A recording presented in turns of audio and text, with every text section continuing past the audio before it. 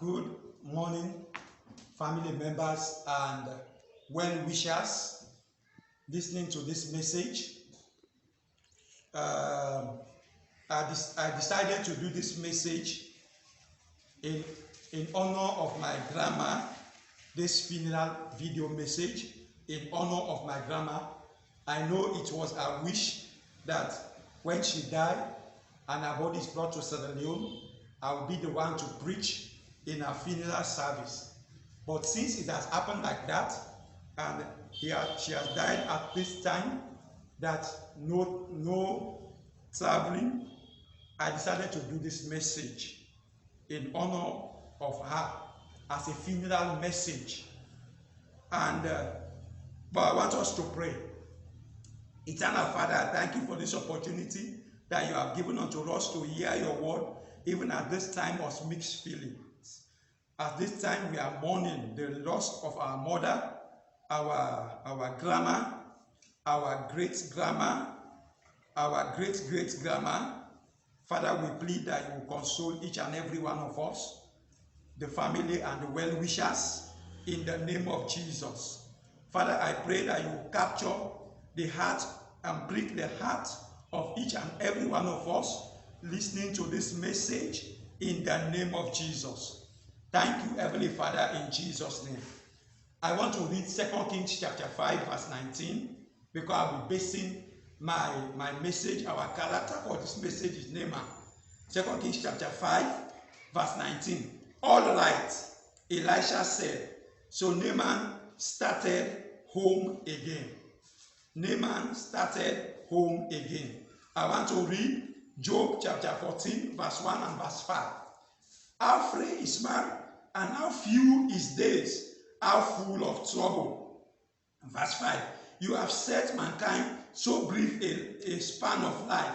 Month is all you have given him. Not one bit longer may he live. The word of the Lord. My grandma's death has further increased my faith in God and in the word of God. In Hebrews chapter 9, verse 27, that says, it is appointed unto man to die once, and after death judgment.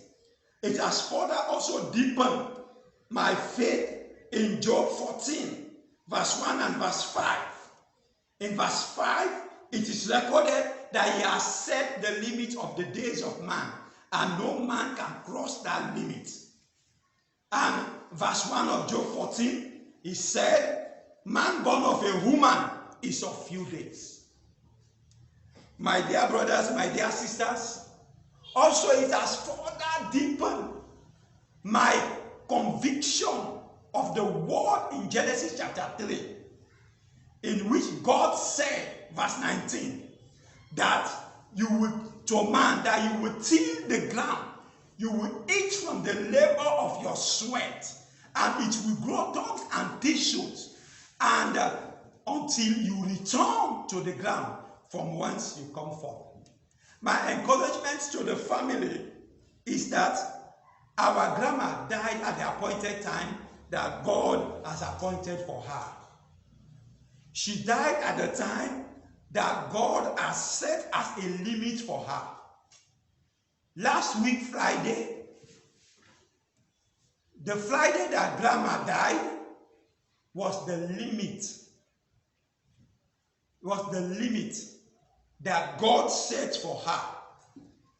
And there could have not been any other day that is perfect for grandma to die except that day. So I want to console us that grandma fulfilled the number of days. And God decided to call her to glory at the expiration of the day that he allotted for her. So having said all of these that I have said, I want to talk on the topic, how will you return?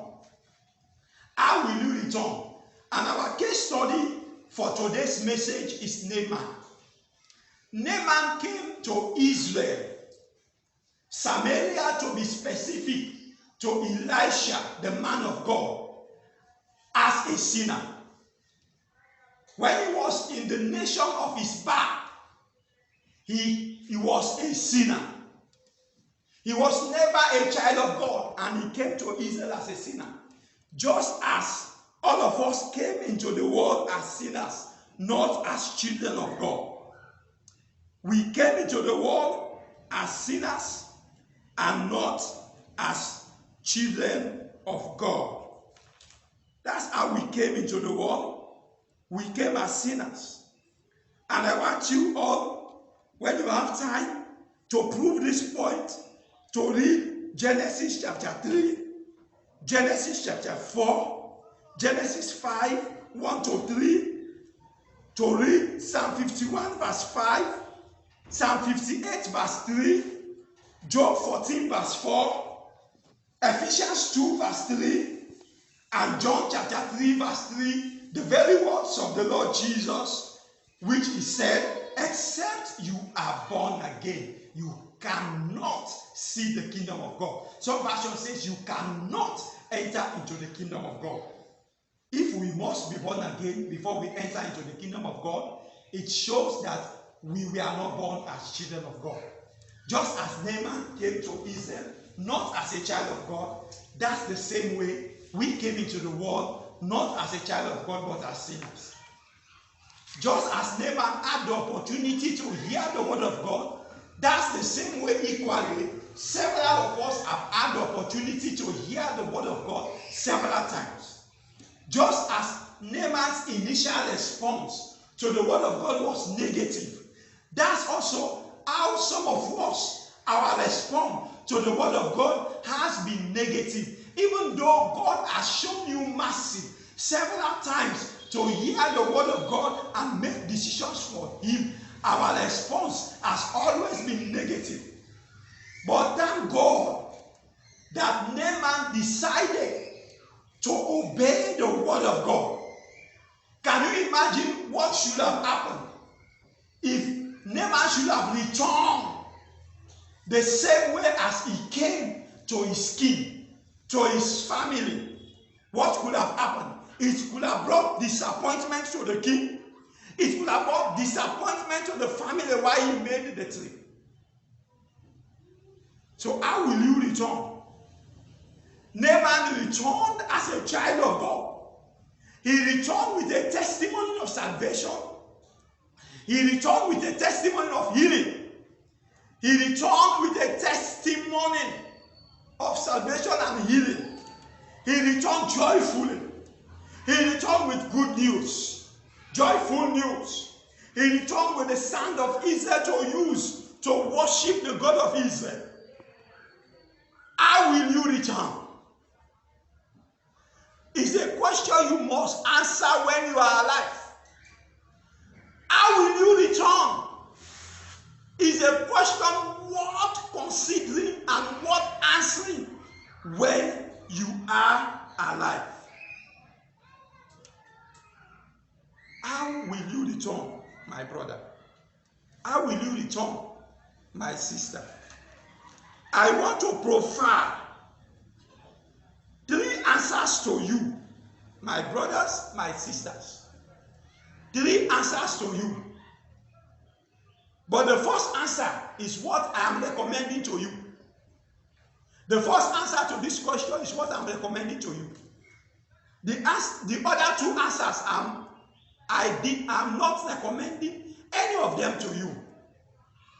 I want you to note that your response, your answer that you will give to this question is what will determine your eternal placement, whether it will be in heaven or in hell. The problem of hell is that no sooner you enter, you will not come out. Likewise, heaven, no sooner you enter, you will not come out. So your answer to this question is what will determine your eternal placement. So can I profile these 3 answers? And my recommended answer, which is answer number 1. Answer number 1, how will I return? As a saint with trophies of souls and good works. to present to my King, Jesus. To present to Jesus. When I shall have died, how will I return? When you shall have died, how will you return? Will you return as a saint with trophies of souls of men that you added into the kingdom of God whilst you are alive, and with the good works that you did for him and in his name, to present both the souls and those good works, to present them to him at his feet, as your gift to him. And this is my recommended answer. And I'm trusting God that you will choose this. My brother, Naaman returned to the king. Naaman returned to his king and his family with a testimony of salvation, with a testimony of healing. He returned joyfully. He returned with a gift of good news. He returned with the sound of Israel to present, to report, to present to his king and to his family. How will you return, my brother? How will you return, my sister? If it is your desire, my encouragement to those of you that are serving the Lord, that has been saved from sin, and you are serving the Lord, keep on doing it. Keep on serving the Lord, because that's what will make you to return with souls. My dear brothers, my dear sisters, I want to read Proverbs chapter 11 verse 30. Look at what the word of the Lord says in Proverbs 11 verse 30. And I read. It says, godly men are growing, a tree that bears life-giving fruit. All who win souls are wise. My brothers, the Bible says all who win souls are wise. In Daniel chapter 3, Daniel chapter 12, verse 3. In Daniel 12, verse 3. Thus the word of the Lord, and I want to read. Daniel 12, verse 3. And I read. It says, and those who are wise, the people of God, shall shine as brightly as the sun's brilliance. And those who turn many to righteousness will glitter like stars forever. So my brothers, my sisters, the same way Naaman returned with gifts, Naaman returned with testimony, with joy. That's the same way I want you to return. Having fulfilled, having lived, being delivered from sin, and fulfill the purpose of God for your life. And you will, after you have died, you will go before his presence and present the souls that you added in his kingdom when you are alive as gifts to him. And you present the good works that you did for him when you were alive. You present them. Oh, I can't imagine how happy the Lord will be. I can't imagine how happy, how joyful. I can't imagine the joy that will bring to you. And this is what will bring you eternal reward. And this what will make you have a space in the kingdom of God. Without this, nothing else will give you space in the kingdom of God. Without this, nothing else will bring glory to Jesus. So my brothers, my sisters, I recommend this. My recommendation to you that are living for money, my recommendation to you that are working all 24 hours for money, I'm not saying it is bad. The money that you will die and you will die and you will not go with. Those of you that are building houses, it's good to build houses. But all those houses, you will not go with them. Those of you marrying women, all those women, you will not go with them. They will go for themselves. Those of you spending your life in reckless living, even that you will not go with. The only thing that you will go with is souls, if you serve the purpose of God. Can I remind you that you are making a mistake? If you have not given your life to Jesus, you are making a mistake. If you are not serving the purpose for which you were created. And what is that purpose? That purpose for which you were created is to serve the purpose of God. And what is the purpose of God? To bring his kingdom on earth wherever you are. And in doing so, bringing the souls of men into his kingdom. That was why you were created for. And my brothers, my sisters, Grandma knew this. That was why she allowed the Lord to conquer the battle of her life, and she became saved. And from the day she became saved, she enlisted herself willingly into the workforce of God. I remember when she spent few time with us in Sierra Leone in 2011. I used to visit her in a place in Makeni severally. And I know Grandma for a passion for the Lord. She told me how she used to be a preacher in America. Do you know how I believe? It's because she was preaching to every soul. She was preaching to everyone that come to the house, including me, that was even a pastor. That's a pastor. She spent her life and all she has in the work of God, because she knows that that's what we gain our reward in heaven. There is nothing else that we gain you reward in heaven other than serving the purpose of God and bringing the souls of men to the kingdom of God. Being saved, serving the purpose of God, and bringing the souls of men to the kingdom of God. My brother, if you have time, read 2 Corinthians chapter 10, verse 31. My brother, my sister, the second answer. How will you return? As a saint, but empty-handed. I don't recommend it. I don't recommend it at all. As a saint, but empty-handed, I don't recommend it. Naaman did not return to an earthly king in an earthly kingdom that he came from empty-handed.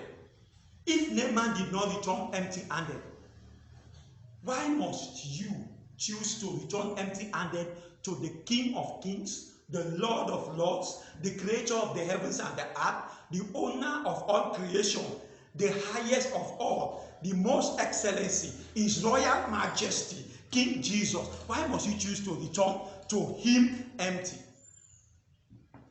If you have chosen not to love evangelism, if you have chosen not to go to church, if you have chosen to hate the word of God, you have chosen to return empty-handed.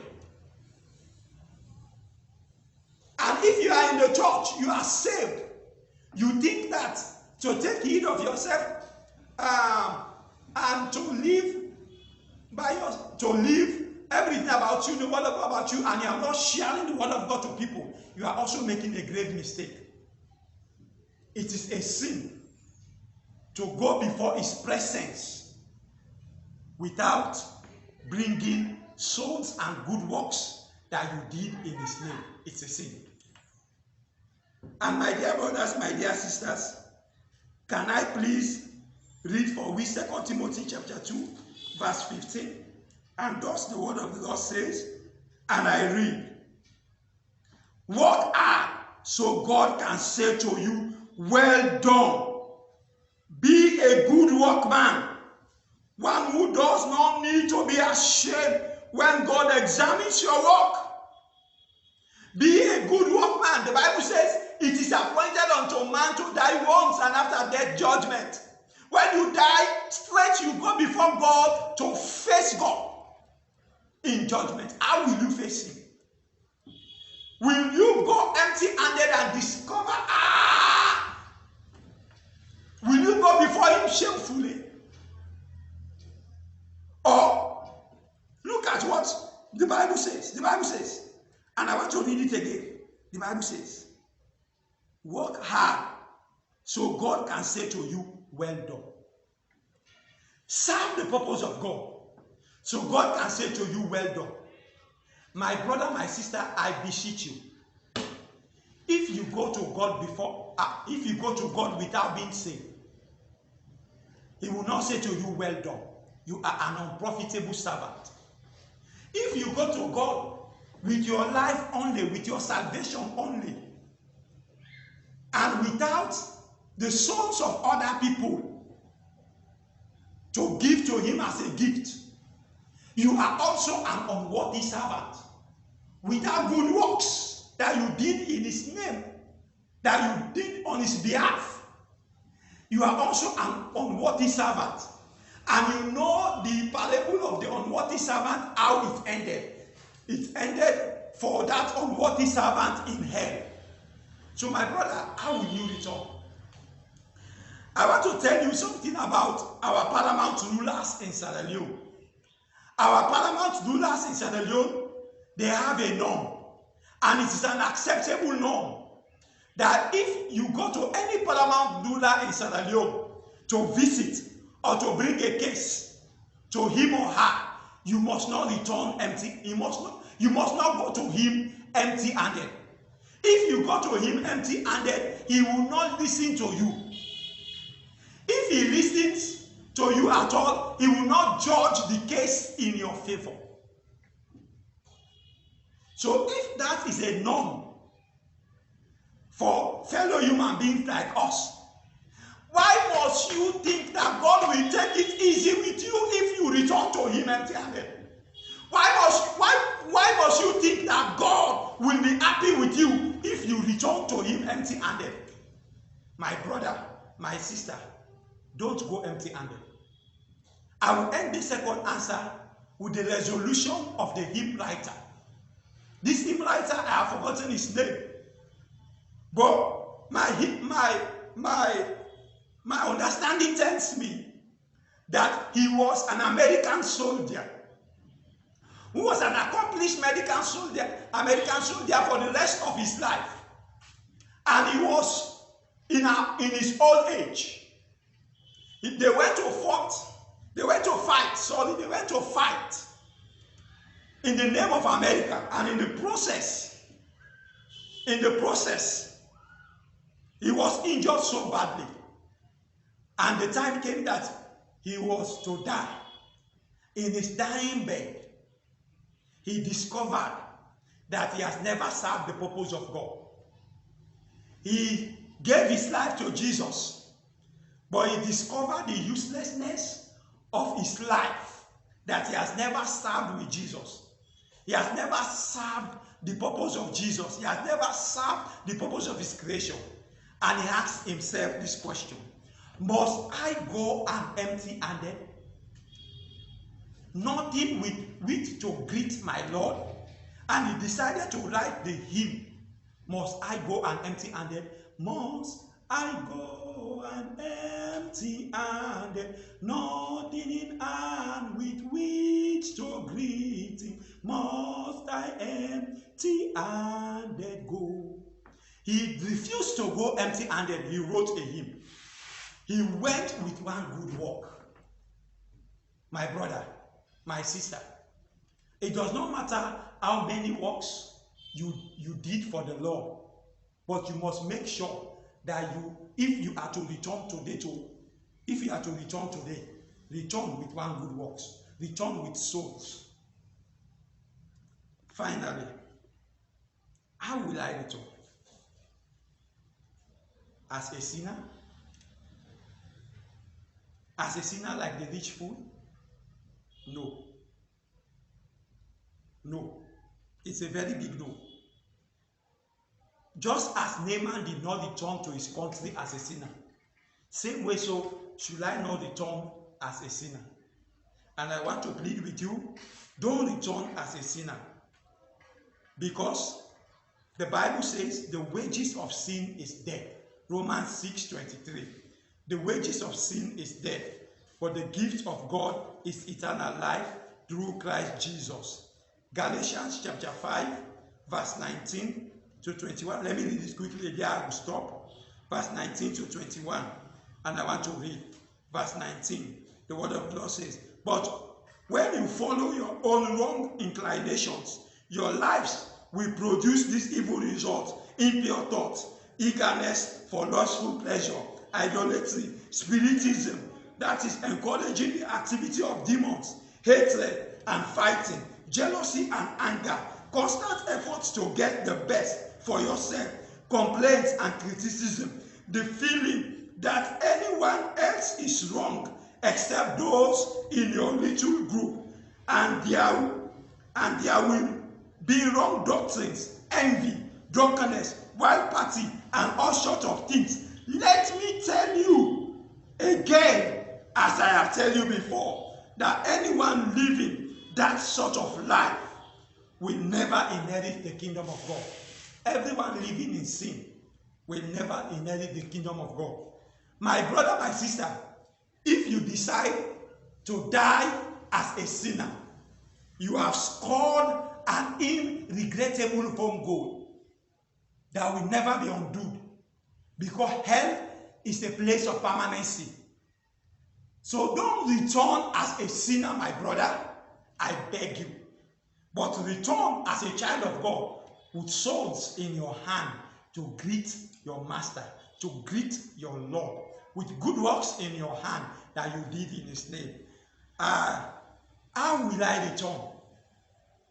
One, as a saint, with swords in my hands and good works in my hands that I did on his name, that I did for him to present to him. How will I return? As a sinner, without any gift to present to him? As a saint, without any gift to present to him? No. How will I return? As a sinner, my answer to it for my life is no. What is your own answer? I want to beg you now to make a decision for the Lord. If you have never thought of Jesus, if you have never thought of repenting, it's a great mistake that you are doing. If you are living in sin, you don't know the time you will die. Grandma did not know that she was going to die that day. Likewise, all of us, we did not know the day we are going to die. And you did not know the day the rapture will happen. So today is the day to make decision number one, to die as a saint, with souls in your hand, and with good works that you did during your lifetime for the Lord. I want to give you the time to pray. In Jesus' name we pray. Eternal Father, I thank you for your word. I commit your word into your hands. I pray that this word will not return to you empty, but it will return with the souls required. Thank you, Father. In Jesus' name we pray. Amen. Thank you. God bless you.